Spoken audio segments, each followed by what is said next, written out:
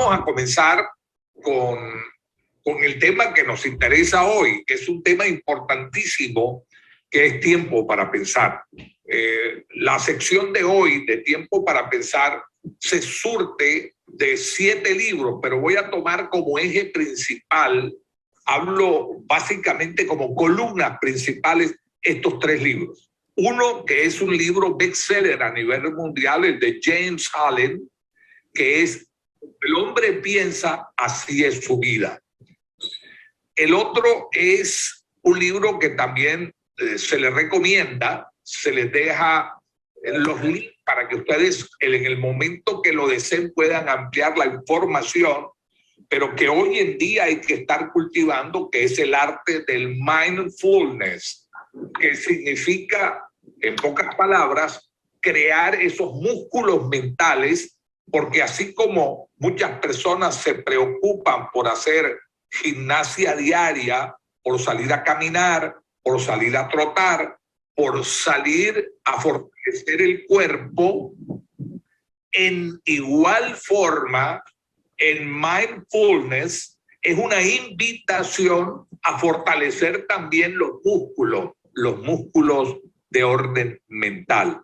Y un tercer libro que puede servir como los 3 pilares principales de la reunión de hoy, que ese es el libro de Nancy Klein, More Time to Think, o sea, mayor tiempo para pensar, más tiempo para pensar. Todas nuestras ideas de programas van a tener o considerar 5 secciones casi siempre. Una primera sección, que es la que ya vamos a comenzar, que es una introducción. Luego entramos en sí al problema de la falta de tiempo que nos agobia a todos. La tercera sección de casi todas nuestras reuniones van ahora sí a hacer un análisis de lo que hemos visto. A lo último, como cuarta sección, unas conclusiones de lo que hemos desarrollado con ustedes. Yo diría que lo ideal sería, y que cada uno lo piense desde su punto de vista, ¿qué es para él? Si yo lo preguntara, ¿qué es para él pensar? Pero si a mí me preguntaran qué es pensar, basado en esta metodología que les he hablado, en estos libros que les he mostrado, pensar tendrían 2 palabras importantísimas. Palabra 1 pensar es imaginar. Imaginar. Ahora, ¿qué es imaginar? Imaginar es crear una imagen mental. Pensar es crear una imagen mental. Es reflexionar. Y la segunda palabra sería intelecto. O sea, si a mí me dicen qué es pensar, digo, pensar es imaginar, imaginación, creatividad, más intelecto. Intelecto para examinar las imágenes que he creado en mi mente y seleccionar de entre esas posibles imágenes las que yo creo que puede resolver mucho mejor la situación que deseo resolver, o el problema que deseo resolver, o la situación que quiero abordar. Entonces, hasta aquí 2 palabras fundamentales. Número 1, crear una imagen, recuerden. Y número 2, luego de crear la imagen, el intelecto. O sea, la acción de examinar las imágenes y seleccionar la que creo que mejor sirve para la solución de lo que quiero hacer. El pensar es tan importante que es lo que hace superior a los seres humanos, a la especie humana sobre las otras especies. Porque en pensar, en el pensamiento, es donde radica el cambio y el avance de la ciencia en el mundo. Que el pensar es inherente a la persona. El avance de la ciencia, como le decía, radica en el pensamiento. Muchos de sus emprendimientos, de sus empresas, nacieron de un pensamiento. Cuestionaron, como digo yo, el statu quo. ¿Qué pasará si yo hago esto? ¿Qué pasará si yo hago lo otro? Empezaron a crear imágenes y en base a esa creación de imágenes tomaron o seleccionaron lo que creían que era lo mejor en un determinado momento, que era crear una organización. Hasta aquí llevaríamos simplemente dos palabras que para mi concepto son claves y son importantes. Pero ahora a esa palabra yo le voy a sumar otra palabra. Si a mí en la evolución del pensamiento me dijeran, bueno, ¿qué es pensar? Ya yo tendría dos palabras claves. Número uno es crear imágenes y segundo es intelecto. Pero si a esas benditas dos palabras le sumo la palabra lenguaje, se forma lo que yo llamo una trilogía. Es lo que da inicio a la cadena de la evolución humana del progreso. El lenguaje es lo que viene a accionar, es el motor que hace la trilogía. Esta trilogía se cierra y la evolución humana hacia el progreso básicamente lo da el lenguaje, ya sea escrito o ya sea verbal, porque el conocimiento se puede dar o verbalmente o a través de la escritura. Y yo creo que eso puede ser como la evolución en sí de lo que es el pensamiento, que es algo que considero importantísimo que lo tengamos presente. Llegamos hacia el primer libro que le recomendé, Cómo un hombre piensa. Las tres ideas principales son: nuestras acciones, la forma como nosotros actuamos, son el resultado de nuestros pensamientos. Explicación: si yo pienso que mi hijo es inteligente, nuestras acciones van encaminadas siempre a creerlo inteligente y tratarlo como inteligente.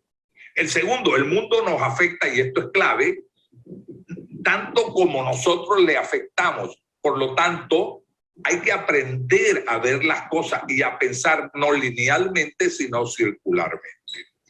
Y tercero, la forma como vivimos dependerá de nuestra forma de pensar. Vamos y exploramos un poco más esto. Vamos a la primera acción.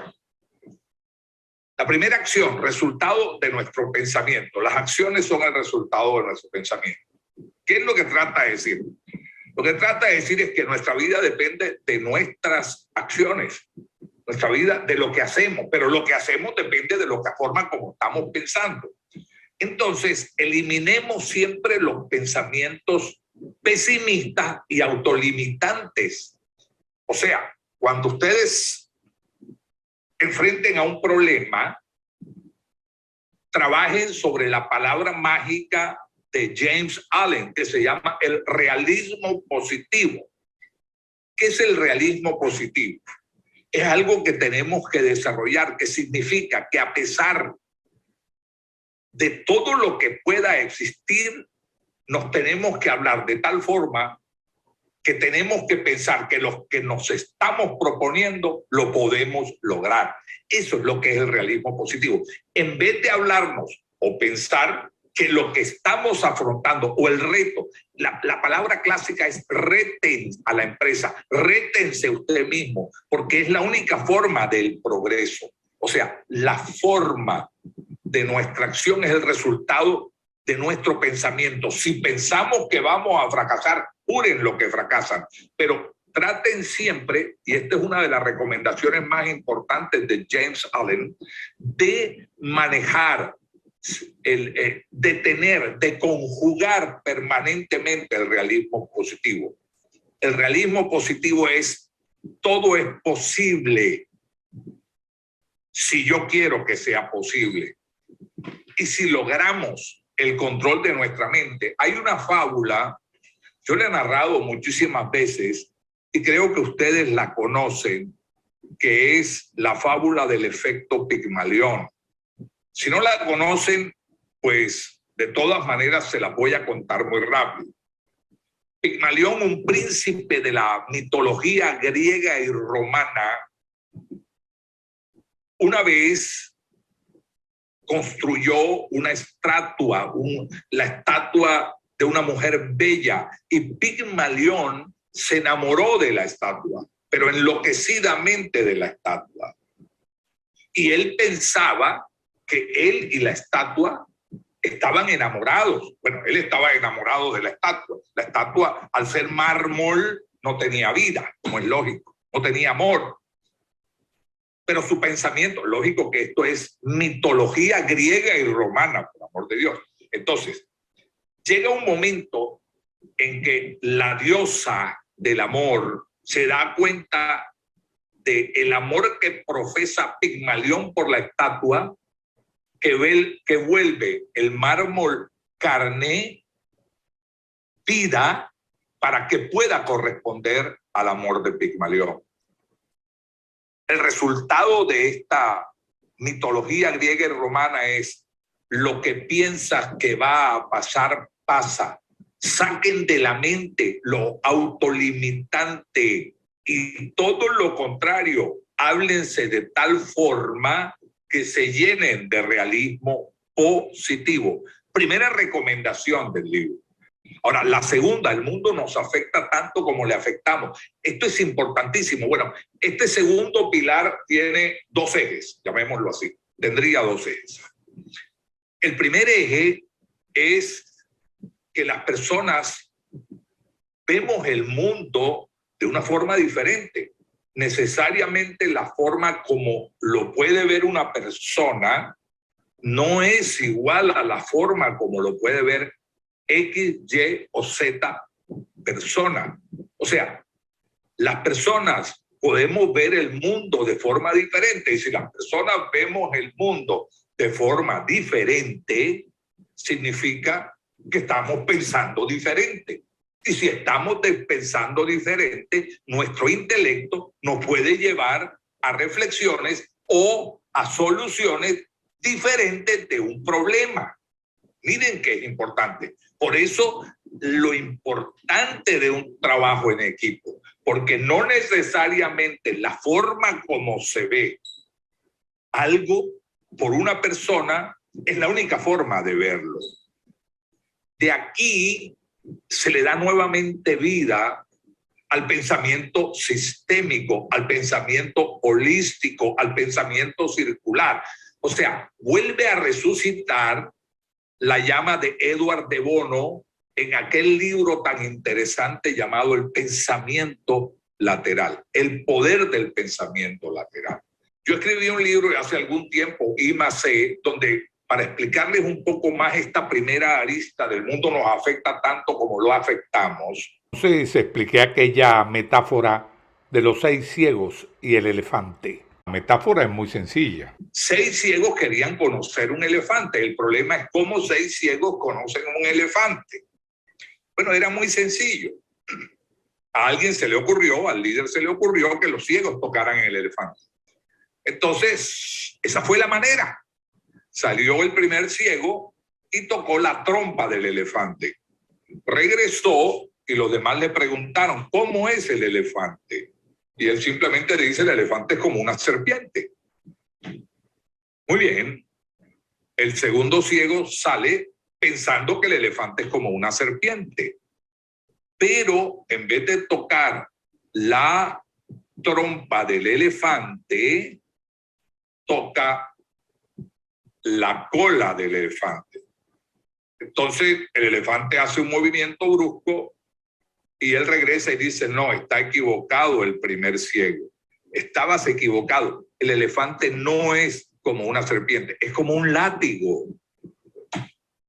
Oh, entonces ya había sobre una misma situación, sobre una misma cosa, un mismo animal, había dos formas de verlas diferentes. Uno estaba viendo el elefante como una serpiente, el otro estaba viendo el elefante como un látigo.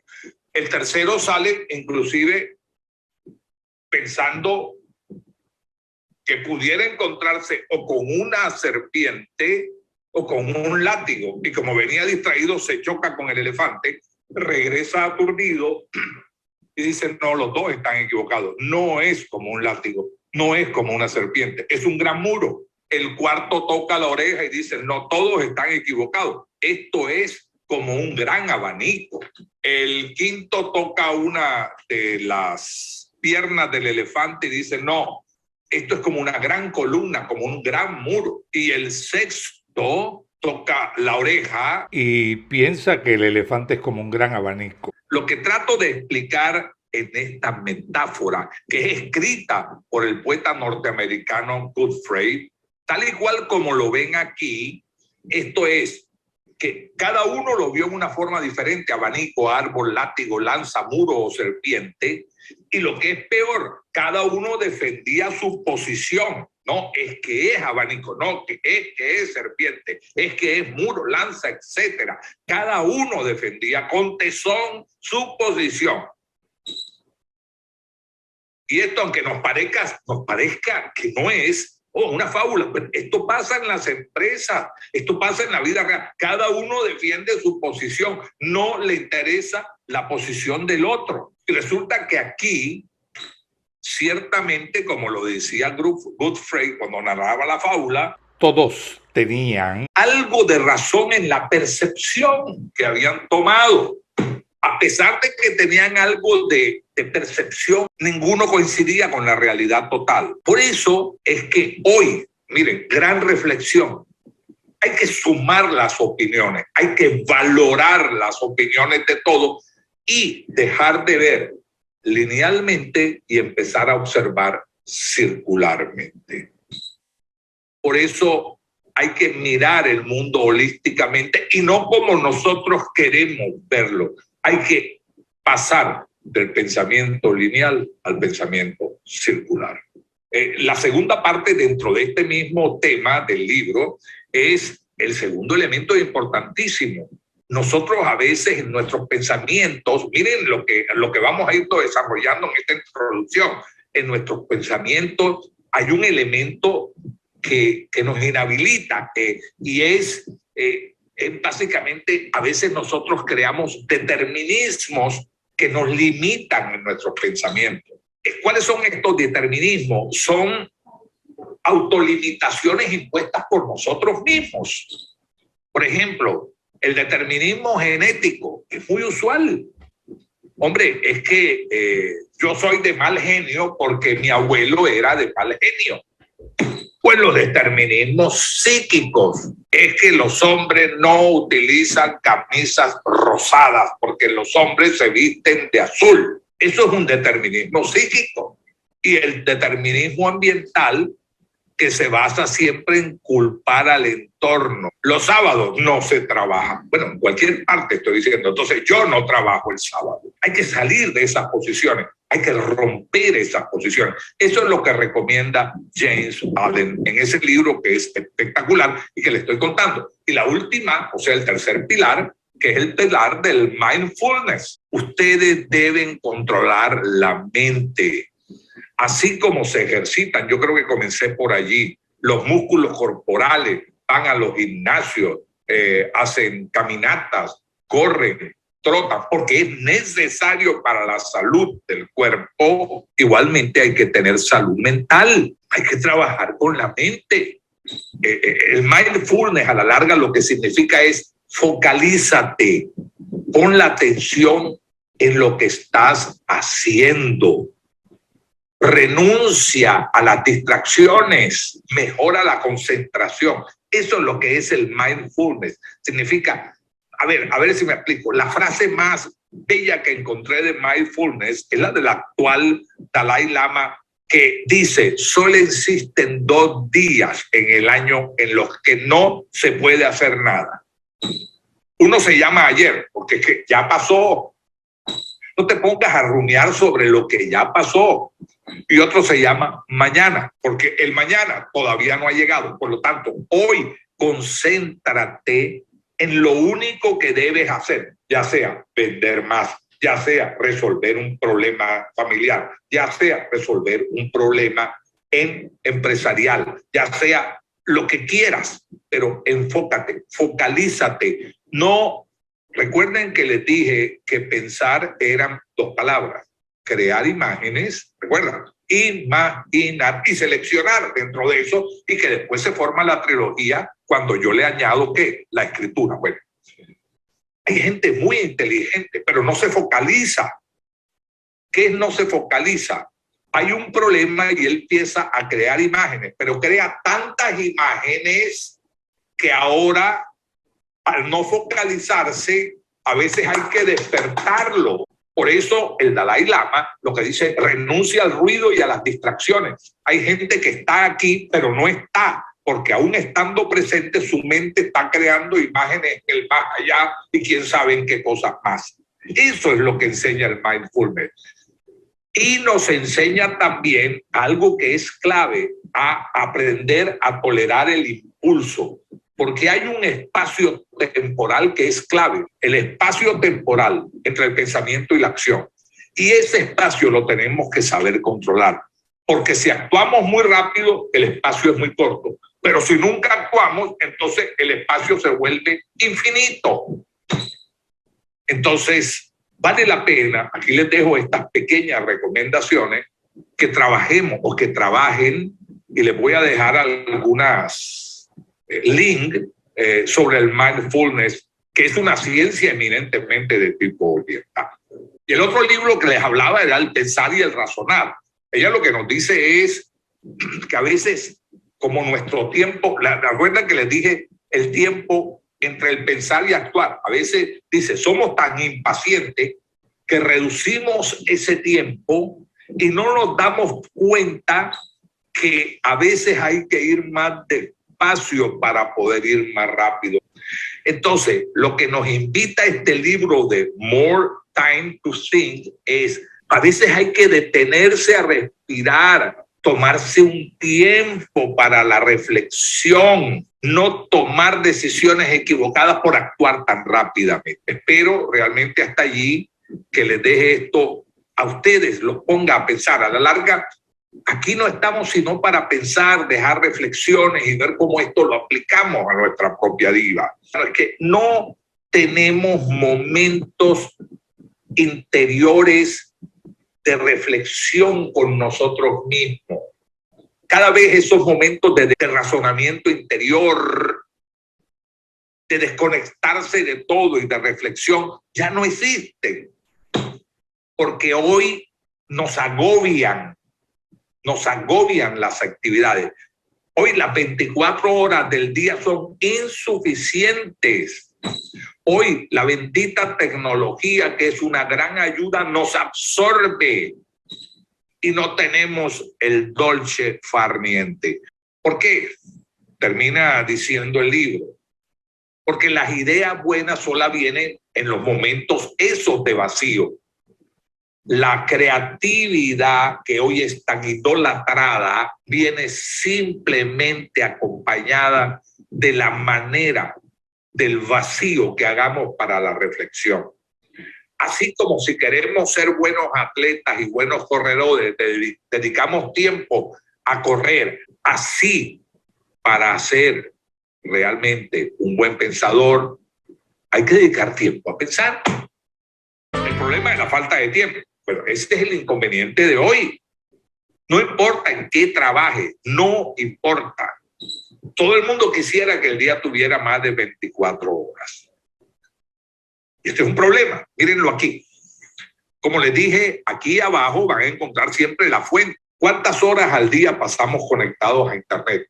Reflexionen. Lo que estamos haciendo es sacando agua del barco, y por sacar agua del barco somos similares al individuo que no se da cuenta por estar sacando agua del barco que va directo al remolino o a la catarata.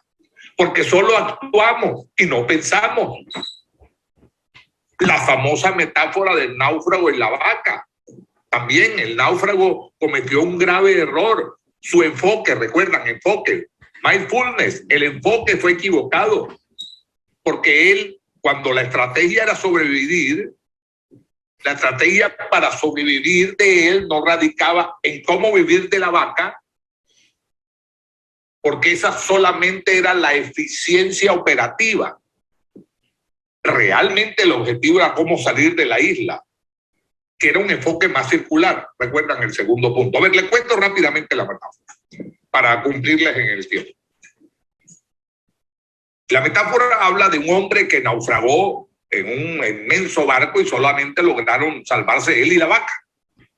Llegaron a una isla desierta y bueno, El náufrago analizó la situación, no había más nada, una isla que no había absolutamente nada, solamente él y la bendita vaca. Y él se propuso, como lo dije anteriormente, a seguir con vida. Y entonces empezó a alimentarse del animal y todos los días lo ordeñaba y durante 4 largos meses logró vivir de la bendita leche de la vaca hasta que la vaca ya no dio más y se murió.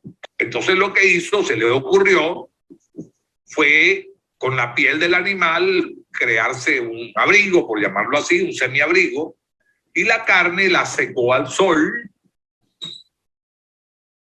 y alguna que pensó que podía conservar un poco más y la primera que después comió, la colocó en sitios frescos para evitar que se dañara. Pero llegó un momento en que se le acabó la carne y el náufrago también falleció. ¿Por qué? ¿Recuerdan mindfulness? Porque el enfoque era el equivocado. El enfoque de él era vivir de la vaca, en vez de cambiar el enfoque de cómo salir de la isla. Todo esto nos ha llevado a ser criaturas de hábito. Entonces, muchas de las actividades que conforman nuestro pensamiento cotidiano se realizan casi que inconscientemente. Y hemos acostumbrado a la mente al hábito. Si no pasamos del pensamiento a la acción, recuerden que les dije una palabra que para mí es clave y voy rápido allí. El espacio temporal. No sé si lo ven aquí lo tengo subrayado. Esto para mí es como el corazón de lo que les he dicho hoy. Los líderes efectivos, como pueden ser todos ustedes, no pueden ser, seguramente lo son. El líder efectivo para su vida, el líder efectivo para su trabajo, el líder efectivo para su manera de ser, debe utilizar siempre eficientemente lo que se llama el espacio temporal. Si alguien vuelve y me pregunta qué es espacio temporal, es el espacio que hay entre el pensamiento y la acción. Y lo que yo tengo que hacer es calcular cuál es mi espacio temporal de mayor rendimiento para ajustar y corregirlo. O sea, lo que debe aprender un líder y le debe enseñar a su equipo de trabajo es que utilicen eficientemente el espacio temporal para no actuar tan rápidamente, o sea, menos del espacio temporal, porque entonces nos convertimos en reactivos, reaccionamos rápidamente, midan exactamente, y eso es un trabajo personal, cuál es la mayor eficiencia de cada uno de ustedes en cuanto al espacio temporal, del pensamiento a la acción. Esto es clave. Y recomendaciones finales. Identifique los ladrones de tiempo suyos. Los ladrones de tiempo suyos no necesariamente son los míos, pero los 10 principales ladrones que tenemos son el teléfono. Debí colocar ahí el dispositivo celular más bien que el teléfono, pero es eso, el teléfono. 2, los correos electrónicos. Revisa tu correo 2 veces al día en la hora que tú más crees, pero no pasas todo el día en eso. 3, prepara la reunión. El exceso de perfeccionismo en asuntos personales. A veces dedico muchas cosas a asuntos personales que no están en el enfoque del cual hemos hablado. Las distracciones, la falta de organización, como les dije, todavía no tenemos nada, es el momento de hacer algo, es el momento todavía de salir a buscar lo que necesitamos para hacer lo que ya deberíamos estar comenzar a hacer. De dejar para mañana lo que tengo que hacer ahora y 10 no delegar. No estoy diciendo que estos 10 sean los de ustedes, pero generalmente aquí están escondidos los ladrones del tiempo. Para terminar, entonces, esto era lo que hablaba de la caja de Eisenhower, el modelo de la caja. Es un modelo viejísimo hecho por Eisenhower hace muchísimo tiempo, pero que todavía hoy se puede hacer digitalmente. Él no lo hizo digitalmente, pero era esto. La matriz es algo muy sencillo. Simplemente son 4 palabras, lo urgente y lo no urgente. Y luego lo importante y lo no importante. Entonces, lo que está acá en Salmón es urgente, importante, dale prioridad. Enfócate en eso. Entonces, en tu qué hacer, coloca que es urgente, importante y enfócate en eso. Ahora, lo que es importante, pero no es urgente, si lo puedes dejar para trabajar más tarde. Ahora, lo que no es importante, pero es urgente, lo delegas. Y lo que no es ni urgente ni importante, simplemente lo eliminas. Porque hay muchas cosas que habría que eliminar. La última reflexión, que son los 12 tips de esta reunión. Las 12 cosas serían. Número 1, recordar que pensar es imaginación más intelecto. ¿Lo recuerdan? Primera diapositiva. Segundo, cuando a ese pensamiento le adiciono el lenguaje, importantísimo, y esto para saber un poco de la evolución del pensamiento, se formó la cadena del desarrollo científico de la humanidad, y así comenzó la Revolución Industrial 1, la 2, la 3, la 4 en la que estamos inmersas, y la quinta que es hacia la que va. 3.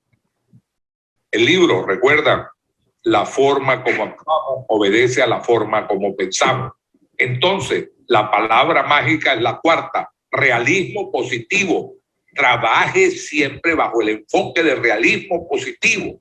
Bueno, siempre y cuando lo que se quiera proponer también está dentro de lo que son los límites de lo que uno puede lograr. Desarrolla el pensamiento holístico, recuerdan, lateral, recuerdan a Johnny, recuerdan la fábula de los seis ciegos y el elefante, el pensamiento holístico. Hagan gimnasia mental, recuerden, mindfulness, focalícense. La palabra mágica 7, encuentren el balance de espacio más adecuado entre el pensamiento y la acción. Si quieren ser creativos, si quieren realmente solucionar problemas, si quieren salir de la rutina, encuentren, no me digan cuál, encuéntrenlo ustedes. Encuentren el tiempo para pensar. 9, no caigan en la trampa de la falta de tiempo, es peligrosísima. Evite los ladrones del tiempo, descubra cuáles son los suyos, crea tu propio modelo en base a la caja de Eisenhower. Y 12, aprenda a delegar. Si ustedes quieren el resumen de todo, ahí está casi que condensado lo que han dicho esos 3 libros que les expliqué en un principio.